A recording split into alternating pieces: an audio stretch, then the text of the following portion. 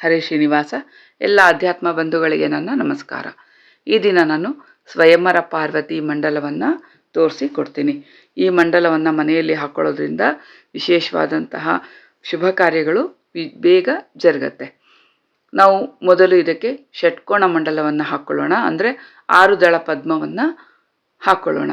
ಆನಂತರ ಮಧ್ಯದಲ್ಲಿ ಸ್ಕ್ವೇರ್ ಅಂದರೆ ಚತುಷ್ಕೋಣ ಮಂಡಲ ಹಾಕ್ಕೊಳ್ಬೇಕು, 4 ಸ್ಕ್ವೇರ್. ಆ ಸ್ಕ್ವೇರಲ್ಲಿ ಮಧ್ಯದಲ್ಲಿ ತ್ರಿಕೋಣ ಮಂಡಲವನ್ನು ಹಾಕ್ಕೊಳ್ಬೇಕು. ತ್ರಿಕೋಣ ಮಂಡಲದ ಮಧ್ಯದಲ್ಲಿ ಒಂದು ಬಿಂದುವನ್ನು ಇಟ್ಕೊಳ್ಬೇಕು.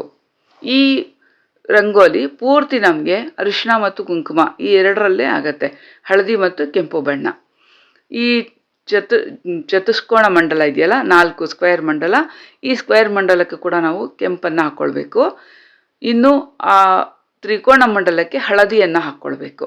ತ್ರಿಕೋಣ ಮಂಡಲ ಹಳದಿಯಾಗಿ ಮಧ್ಯದಲ್ಲಿ ಕೆಂಪು ಬಿಂದು. ಆನಂತರ ಆ ಷಟ್ಕೋಣ ಮಂಡಲದಲ್ಲಿ ಕೂಡ ಕೆಂಪು ಬಣ್ಣಗಳನ್ನೇ ನಾವು ತುಂಬಿಕೊಳ್ಬೇಕು. ಈ 6 ದಳಗಳಲ್ಲಿ ಕೂಡ ನಾವು ಕೆಂಪು ಬಣ್ಣ ಹಾಕ್ಕೋಬೇಕು. ಆನಂತರ ಒಂದು ವೃತ್ತಮಂಡಲವನ್ನು ಹಾಕ್ಕೋಬೇಕು. ಅದಕ್ಕೆ ನಾವು ಸುತ್ತಲೂ 8 ದಳ ಕಮಲಗಳನ್ನು ರಚನೆ ಮಾಡಿಕೊಳ್ಬೇಕು. ಆ 8 ಕಮಲಕ್ಕೂ ಕೂಡ ಕೆಂಪು ಬಣ್ಣವನ್ನೇ ನಾವು ಹಾಕ್ಕೊಳ್ಬೇಕು. ಈ 8 ದಳ ಆದ ನಂತರ ನಾವು ಇದಕ್ಕೆ ದಶದಳ 10 ದಳ ಕಮಲವನ್ನು ಹಾಕ್ಕೊಳ್ಬೇಕು. ಈಗ ಒಂದು ವೃತ್ತಮಂಡಲ ಹಾಕಿ ಆ ವೃತ್ತಮಂಡಲದ ಸುತ್ತ ಮತ್ತು ನಾವು 10 ದಶ ಕಮಲಗಳನ್ನು ಹಾಕ್ಕೊಳ್ತಾ ಇದ್ದೀವಿ. ಮೊದಲು 6, ಆನಂತರ 8, ಈಗ 10.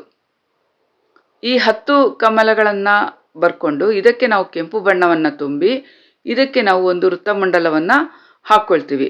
ಆ ವೃತ್ತಮಂಡಲ ಆದ ನಂತರ ಈ ವೃತ್ತಮಂಡಲ, ಇದಕ್ಕೆ ಈ ವೃತ್ತಮಂಡಲದ ಸುತ್ತ ನಾವು ಮತ್ತು ಇನ್ನೂ 10 ದಳ ಕಮಲಗಳನ್ನು ಹಾಕ್ಕೊಳ್ಬೇಕು. ಈಗ 2ನೇ ಬಾರಿ 10 ದಳ ಕಮಲ ಹಾಕ್ಕೊಳ್ತಿದ್ದೀವಿ. ಈ ಬಣ್ಣಕ್ಕೂ ಕೂಡ ನಾವು ಕೆಂಪನ್ನು ಹಾಕ್ಕೊಂಡು ಆನಂತರ ವೃತ್ತಮಂಡಲವನ್ನು ಹಾಕ್ಕೊಳ್ತೀವಿ. ವೃತ್ತಮಂಡಲ ಆದ ನಂತರ ಇದಕ್ಕೆ 16 ಕಮಲಗಳನ್ನು ಹಾಕ್ಕೊಳ್ಬೇಕು. ಇದರ ಸುತ್ತ 16 ಕಮಲಗಳು. ಇಲ್ಲಿ ಈ 16 ಕಮಲಗಳಿಗೂ ಕೂಡ ಕೆಂಪು ಬಣ್ಣವನ್ನು ಹಾಕ್ಕೊಳ್ಬೇಕು. ಈಗ 16 ನಾವು ಇಲ್ಲಿ ಬರ್ಕೊಂಡಿದ್ದೀವಿ. ಕೆಂಪು ಬಣ್ಣವನ್ನು ಹಾಕಿ ಆನಂತರ ಒಂದು ವೃತ್ತಮಂಡಲವನ್ನು ಹಾಕಿ ನಂತರ ಇದರ ಸುತ್ತ 32 ಕಮಲಗಳನ್ನು ಹಾಕ್ಕೊಳ್ಬೇಕು. ಈ 32 ಕಮಲಗಳಿಗೂ ಕೂಡ ನಾವು ಕೆಂಪು ಬಣ್ಣಗಳನ್ನೇ ಹಾಕ್ಕೊಳ್ಬೇಕು. ಅದಾದ ನಂತರ ವೃತ್ತಮಂಡಲ ಹಾಕಿ ಈಗ 66 ಸಣ್ಣ ಸಣ್ಣ ಕಮಲ ದಳಗಳನ್ನು ಹಾಕ್ಕೊಳ್ಬೇಕು. ಅದು ಕೂಡ ಕೆಂಪು ಬಣ್ಣದಲ್ಲೇ ಹಾಕ್ಕೊಳ್ಬೇಕು. ಈಗ ನಾವು ಹಾಕ್ಕೊಳ್ತಾ ಇರೋದು 66 ಬಿಂದು, ಷಟ್ಕೋಣ, ಅನಂತರ 8, ಆನಂತರ 10, ಆನಂತರ 10, ಆನಂತರ 16, ಅದಾದ ನಂತರ 32, ಅದಾದ ನಂತರ 66. ಆನಂತರ ಚೌಕಮಂಡಲವನ್ನು ಹಾಕ್ಕೊಳ್ಬೇಕು ಹೊರಗಡೆ. ಮಧ್ಯದಲ್ಲಿ ತ್ರಿಕೋಣದ ಬಿಂದು ಮಧ್ಯದಲ್ಲಿ ನಾವು ಶಿವ ಪಾರ್ವತಿಯರನ್ನು ಇಟ್ಟು ನಾವು ಶಿವ ಪಾರ್ವತಿ ಆವಾಹಯಾಮಿ ಅಂತ ಹೇಳಿ ಷೋಡಶೋಪಚಾರ ಪೂಜೆಯನ್ನು ಮಾಡಿ ಅಷ್ಟೋತ್ತರವನ್ನು ಹೇಳ್ಕೊಳ್ಬೇಕು. ಮನೆಯಲ್ಲಿ ಮಕ್ಕಳಿಗೆ ಮದುವೆ ಆಗಬೇಕು, ಮಗ ಅಥವಾ ಮಗಳು ಮದುವೆ ಆಗಬೇಕು ಅಂತಕ್ಕಂಥವರು ಸಂಕಲ್ಪವನ್ನು ಮಾಡಿಕೊಂಡು ಈ ಮಂಡಲವನ್ನು ಹಾಕಿ ಗಿರಿಜಾ ಕಲ್ಯಾಣವನ್ನು ಹೇಳಿ ಯಾವುದಾದ್ರೂ ಮುತ್ತೈದೆಗೆ, ಬ್ರಾಹ್ಮಣ ಮುತ್ತೈದೆಯರಿಗೆ ಅರಿಶಿಣ ಕುಂಕುಮವನ್ನು, ಬಾಗಿನವನ್ನು ಕೊಡೋದ್ರಿಂದ ಬೇಗ ಮಕ್ಕಳಿಗೆ ವಿವಾಹ ಆಗತ್ತೆ. ಇನ್ನು ಜ್ಞಾನಾರ್ಜನೆಗೂ ಕೂಡ ಈ ವ್ರತ ತುಂಬ ಉತ್ತಮವಾಗಿದೆ.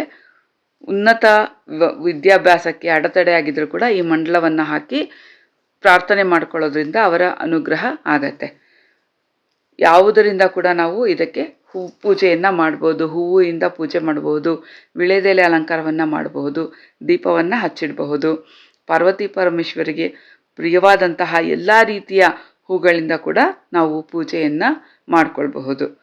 ಎಲ್ಲರೂ ಈ ವ್ರತವನ್ನು ಮಾಡಿ, ಅಂದರೆ ಈ ಮಂಡಲವನ್ನು ಹಾಕಿ ಪೂಜೆಯನ್ನು ಮಾಡಿ ಮನೆಯಲ್ಲಿ ಶುಭ ಕಾರ್ಯಗಳು ನಡೆಯುತ್ತೆ ಮತ್ತು ಸೌಭಾಗ್ಯ ಅಭಿವೃದ್ಧಿ ಆಗತ್ತೆ. ಮನೆಯಲ್ಲಿ ಇರ್ತಕ್ಕಂಥ ಮಕ್ಕಳಿಗೆ ಮತ್ತು ಯಜಮಾನರಿಗೆ ಕೂಡ ಪಾರ್ವತಿ ಪರಮೇಶ್ವರರ ಅನುಗ್ರಹ ಆಗಿ ಎಲ್ಲರಿಗೂ ಶುಭಪ್ರದ ಆಗತ್ತೆ. ಎಲ್ಲರಿಗೂ ಒಳ್ಳೆಯದಾಗಲಿ. ಹರೇ ಶ್ರೀನಿವಾಸ.